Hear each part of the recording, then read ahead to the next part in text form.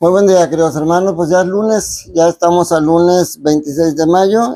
Ayer iniciamos y hoy le damos continuidad a la sexta semana de Pascua. Sean bienvenidos a este su rincón del diácono. Gracias a las personas que se han suscrito y a los que no lo han hecho, pero que me han seguido sin suscribirse. Suscríbanse, activen la campanita para que les recuerde cuando hay un nuevo video.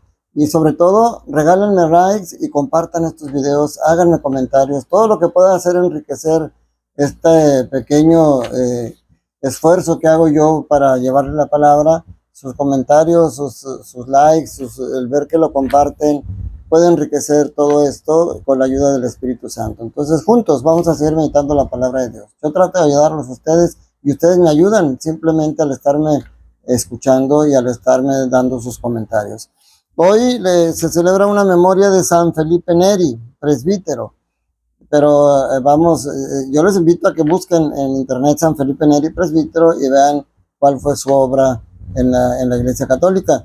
Podemos aprender mucho de los santos y lamentablemente los católicos no tenemos la cultura de los santos, pero eso lo veremos en otro momento. Ahorita vamos a meditar la primera lectura, Hechos de los Apóstoles, capítulo 16, versículos del 11 al 15. Continúa narrando Lucas el viaje misionero, el segundo viaje misionero de Pablo, y ahora sí sigue recalcando su presencia, o sea que él narra todo eso porque lo vivió.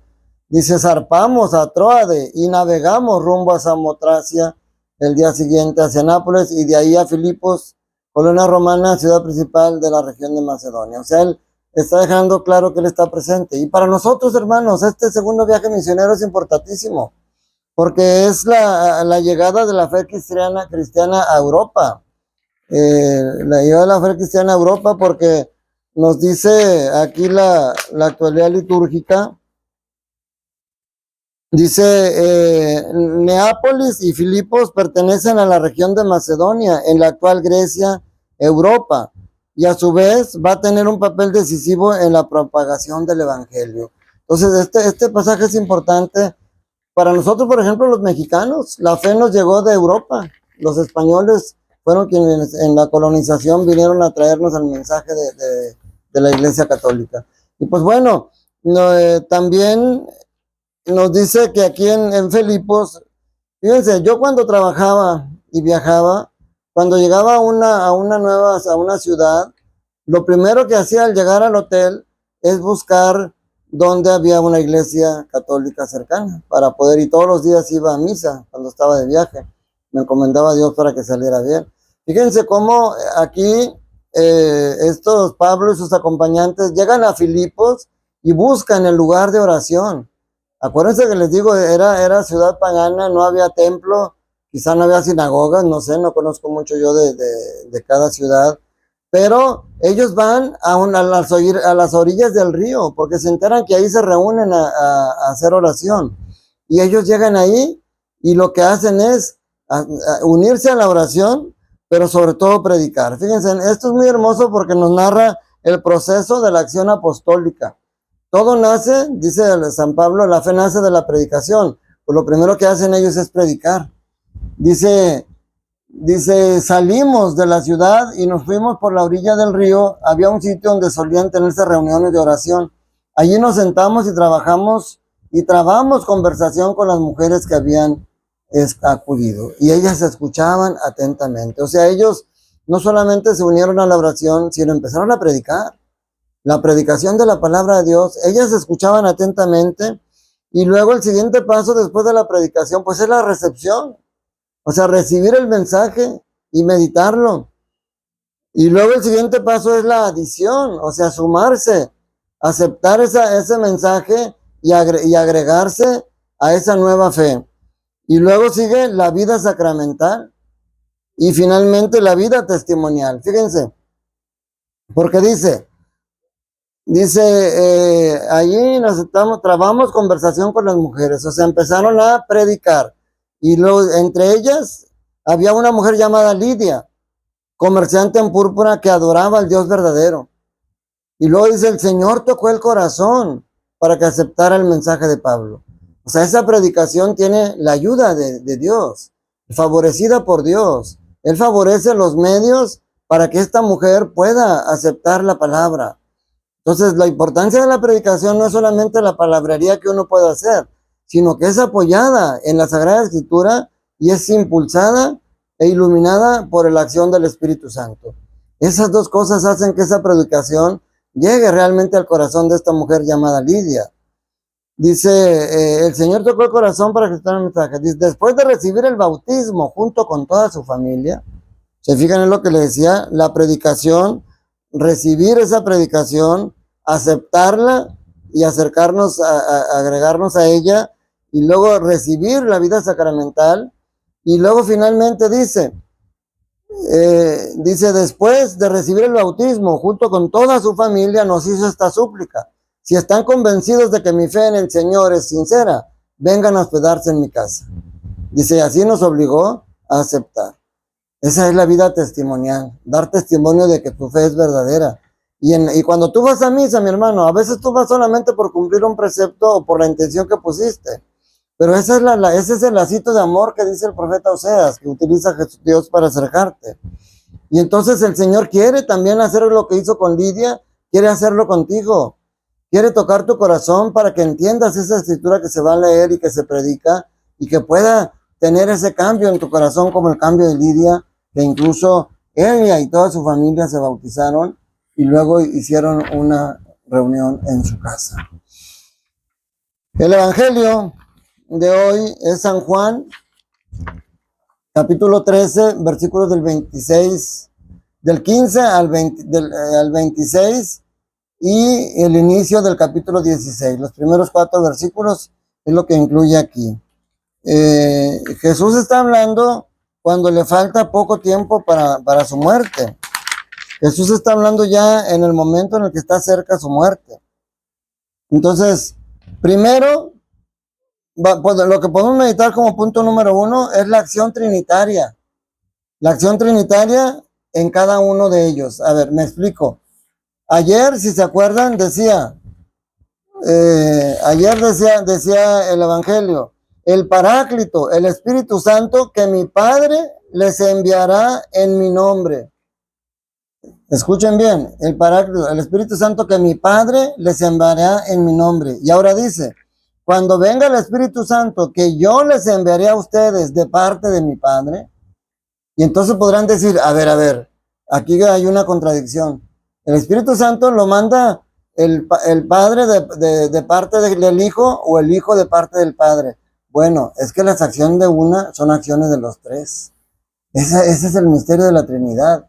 Por eso cuando decimos que Dios Padre es el Creador, que Dios Espíritu Santo, que Dios Hijo es el Redentor, y que Dios Espíritu Santo es el Santificador, pues lo hacemos para tratar de entenderlo, pero no resulta así. Por eso dice el apóstol San Juan al recibirse a Jesús, todo fue creado por Él y para Él. O sea, ¿fue creado por el Padre o fue creado por Jesús? Fue creado por los tres. La acción del Espíritu Santo. Por eso la presencia de Jesús en la Eucaristía, pedimos la fusión del Espíritu Santo para que las especies se transformen en el cuerpo y la sangre de Cristo. La acción de una son las acciones de los tres. Ojalá que no los haya confundido. Vuelvan a leerlo o pregúntenme si hay alguna duda, y con todo gusto trato de extenderme ya en manera personal. Y luego estamos llamados a dar testimonio nosotros de eso, así como lo hacía en la primera lectura Lidia. Nosotros estamos llamados. Dice el Espíritu que procede del Padre, Él dará testimonio de mí y ustedes también darán testimonio de mí. O sea, eso es importantísimo. Y luego es importante el tercer punto. Dice, les he hablado de estas cosas para que su fe no tropiece. A veces creemos que porque ya fuimos a un retiro, porque ya entendimos, porque ya tenemos la fe, ya nos sentimos seguros. Y no, tenemos que seguir preparándonos y fortaleciendo nuestra, más que el conocimiento de Dios, la experiencia de Dios. Judas estuvo con Jesús. Judas escuchó sus predicaciones. Judas expulsó demonios. Judas hizo milagros en nombre de Jesús. Jesús le limpió los pies también a Judas, y sin embargo, él se fue. Fíjense, en una ocasión, un sacerdote, que ellos conocen más que nosotros porque estudiaron mucho durante su formación, Escuché una misa en YouTube, nomás que no tuve la precaución de guardarla para tener la evidencia, pero este sacerdote en la predicación, en la homilía, dijo que el infierno no existe y que si existe está vacío, porque eso es contrario a la doctrina de Jesús acerca de la misericordia y el perdón. Que Jesús dijo que hay que perdonar 70 veces 7, por lo tanto es ilógico que Jesús mande a alguien al infierno. Fíjense, lo dijo un sacerdote. Por eso tenemos que fortalecer nuestra fe para no permitir que el diablo nos confunda.